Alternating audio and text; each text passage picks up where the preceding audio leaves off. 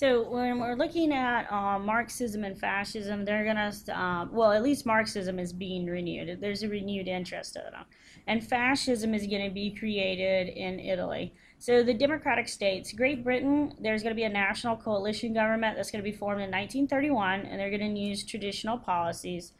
They're not going to go ahead and use the deficit spending theories of Keyes, who suggested that during a depression or a recession, the government should spend more money to go ahead and get money to the people directly. Like, it's a system where when the government puts a little bit of money into the economy is going to start rolling. Okay, it's pump priming deficit spending. The United States will do it. The United States does it with the New Deal program under Franklin Delano Roosevelt, our president. Now, France, they have a revolving coalition governments during the 1930s, and what they try and do is they have this Popular Front, and the Popular Front's on the left part of the political spectrum. They're formed in 1936, and they're going to make reforms, but they don't really solve any of the big problems with the Depression. And so what you're going to start seeing is socialists and radicals coming into place. In France, by 1932, you're really having the full effects of the Depression starting. And by 1936, you start seeing people kind of going towards a more radical or socialist agenda. By 1938, many of the French, they lose their faith in their political institutions. And remember, with the French Revolution and everything that keeps happening, like they have these, emperors that they vote in, they have republics. They are kind of a group of people that just seem to be maybe a little bit more wish-washy on whether they want to have a democracy or not. Now, Germany's going to have a new government set up too. It's the Weimar Republic. And it's a republic. It's a new government. Germany has never had a republic. They've never had a true democracy. They had a limited or constitutional monarch. And so they don't really understand how to actually do a republic, and there's really no dynamic political leader. You got Hindenburg. Hindenburg had been under Bismarck, and he had kind of helped there. So you get Hindenburg, who's going to be elected president. But he's really, at his heart, still a monarchist. He's still a believer in the old Germany. And so that's going to be a hard position for the Weimar Republic. You have these old political leaders who basically know how to operate under a Kaiser. They know how to operate under a monarchy. They don't know how to create a republic. And there's nobody willing to actually show Germany how to be a republic, which is going to be a problem for Germany. They need to learn how to be a republic, and nobody's willing to do it. Then they have runaway inflation in 1922 and 1923. When the United States starts to go through our depression, we'll pull out any loans that we gave to Germany. We're not going to loan any more money because we don't have any money, so we can't loan it. So it's going to lead to a sharp rise in extremist political parties. So you'll get socialist parties starting in Germany. The United States is going to be led under Franklin Delano Roosevelt, FDR, and he's going to create the New Deal programs. And the New Deal programs are basically like Social Security Act, the Federal Depositors Insurance Corporation, the FDIC, the Security and Exchange Commission. These programs are going to fix the stock market. They're going to fix the banking institution, the things that he believed caused the Great Depression in the first place. So he institutes necessary reforms. He does not solve the unemployment problem. There's still a lot of people that are unemployed. There's still a lot of depression going on. There's a lot of people that don't have any money. But he throws everything he can at the problem with the New Deal. Really, the thing that ends the Great Depression in the United States is World War II. So in 1939, when the war starts in Europe, America will start building, planes, tanks, airplanes, you name it, for the war, for the Allies, and they'll sell it. And that's really what gets America out of the Great Depression. And by the 1950s, the American economy is doing great. So FDR does use deficit spending in order to do it.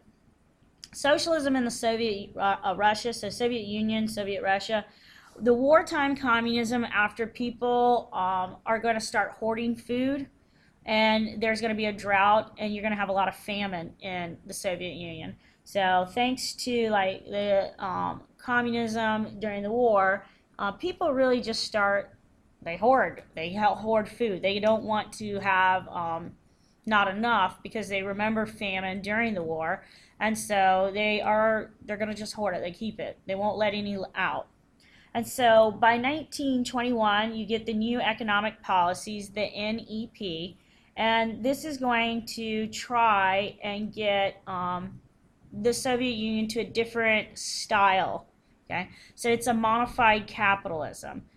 So they are going to have government regulation, but they're also going to allow some competition. There's going to be heavy industry, banking, utilities, and mines that are going to remain in the hands of the government.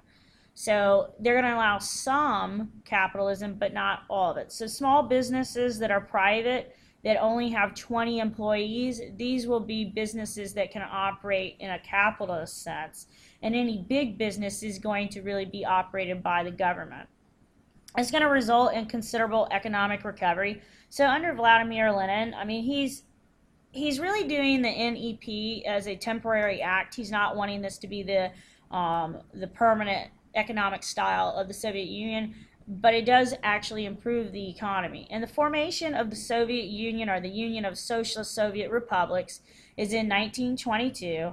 And basically what you're going to have is women in the Soviet Union will struggle for rights, and they'll struggle for social welfare, but they will, because communism promises equality, they will actually have a little bit more equality than the United States or Britain or France.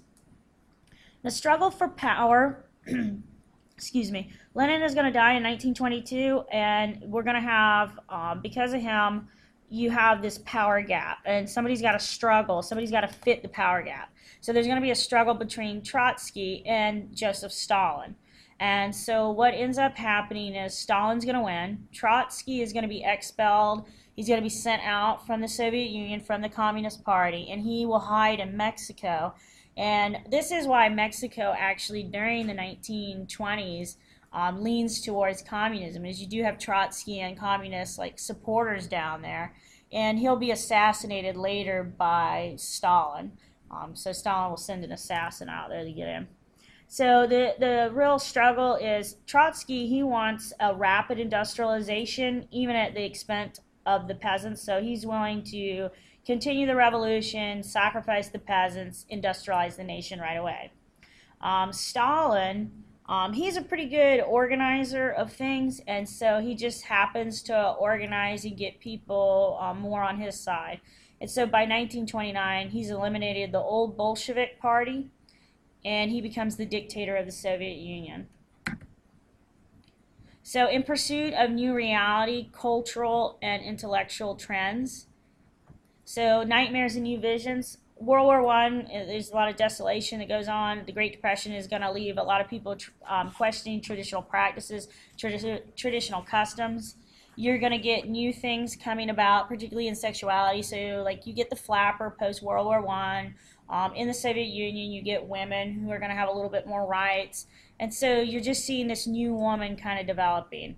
And so we get this ideal marriage, and it just becomes an international bestseller.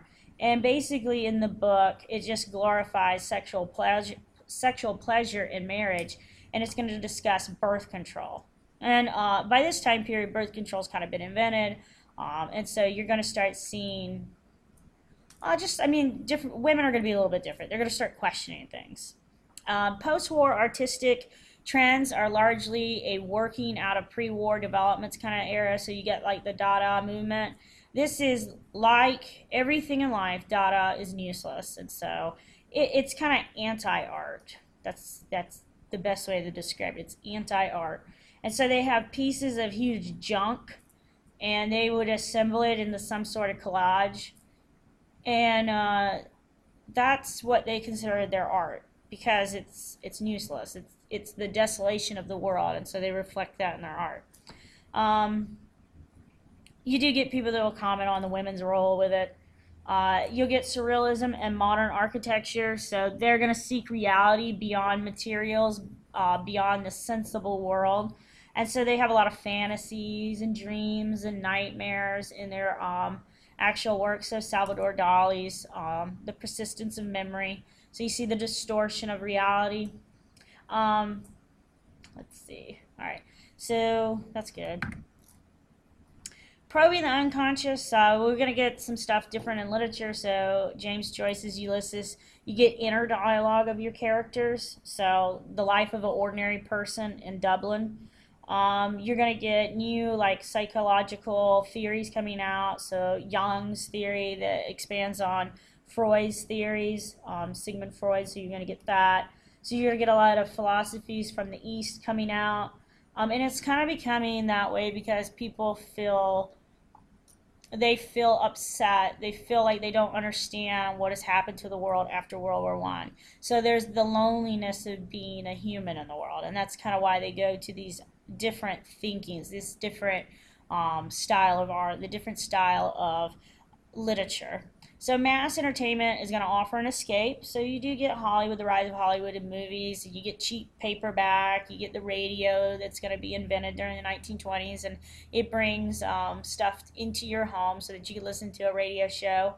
And most of the stuff really does have a sexual content. Marlene Dietrich, she's German, and she's a very beautiful woman, and so she'll always have kind of like a sexual connotation in her movies.